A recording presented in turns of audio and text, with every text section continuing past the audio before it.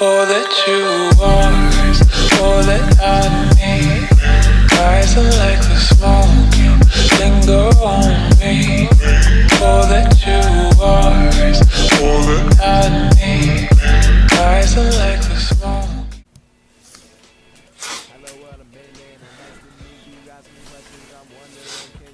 Yo, what's up guys? Killer Visuals here today, bringing another video today.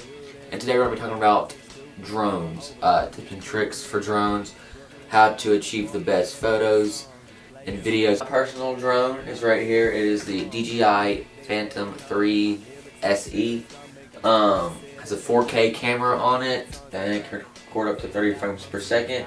Step number one, I would say, or rule number one, is to know your drone. So know its capabilities, know how long it can fly in the air, know how much wind it can take. Know your strengths and the weaknesses of the drone.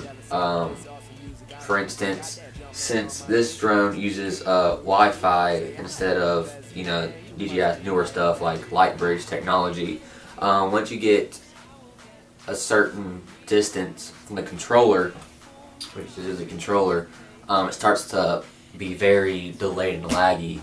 Therefore, it's hard to tell where the drone is and if I'm going to hit anything. So you got to be very careful. So just know your drone, know how long you can keep it in the air. The app should tell you anyways, but it's always good to know. Number two, to achieve good photos and even good videos, this applies to both. You want to know what you want to get before you start flying. So let's say there's a sunset, and you want to get, for instance, like a nice rolling shot of trees and a bridge or something. You want to think that in your head first and then try it, because you don't want to start flying your drone and then thinking, because you're losing battery life. Alright guys, for step number 3, we're going to look at the camera settings. So right now it's in video mode. You can change from video mode to photo mode above the record button. And right now the drone is just looking at the corner of my room. It has all my camera gear and tripods and stuff that I use for photography. So right here underneath the record button is where most of your camera settings are. Now for the most important thing to do for video is to leave your ISO at 100. Now the reason why you want to do this is the more you crank it up, the brighter your image is going to get and the more grainy it's going to look. But if you keep that shutter speed or that ISO at 100, then your footage won't look as grainy. It'll look a lot better. If you need to adjust the lighting of how bright it is, then you can mess with the shutter speed. And still, even sometimes you may not get what you want to get, even with messing with the shutter speed. So you can adjust the ISO, but I recommend leaving it at 100. Auto gives it at 800, and it just doesn't look as good.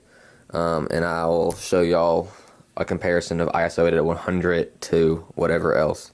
Is it like how much longer I do this? How much longer I do this till they realize they stupid for overlooking this cool kid they put me on at parties jamming my song. Just play a little Bandana, I promise you won't go wrong. My music they steady humming, my lyrics set to their stomach. I'm still considered a youngin', but 14 hit songs and running. My favorite rapper from For photos, alright, we're switching photo mode. Same thing. You can really mess around with photos in auto if you would like to, because since you're taking a still image, you have time to mess around with the camera settings. As in video, it's a constantly moving image, and you don't want the lighting to change constantly. Switching back to camera mode or video mode, you also want to go underneath the record button again, and you want to go to white balance. Where's that at? Here it is, white balance. And you want to set it to custom. You don't want to leave it on auto, because what that'll do is it'll constantly change your white balance. It'll constantly be changing your colors and your brightness during a video. So you want to pick what you like. As you can see, when you change it, it changes the color of the screen, makes it more cold or warm, depending on what you like. I usually leave mine in the 6,000s. And if you follow these settings, then you should get great quality video. Alright guys, number 4 is to stay calm when flying. Always stay calm, never panic. A lot of times, even me, I've panicked while flying my drones, and most of the time it leads to you crashing it, you making the wrong call, pushing the wrong button, and you crash the drone. So always just stay calm.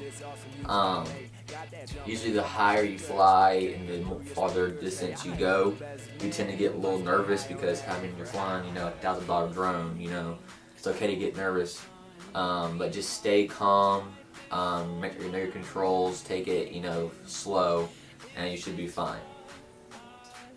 Number 5 is to know your rules in your local town, city, state, doesn't matter.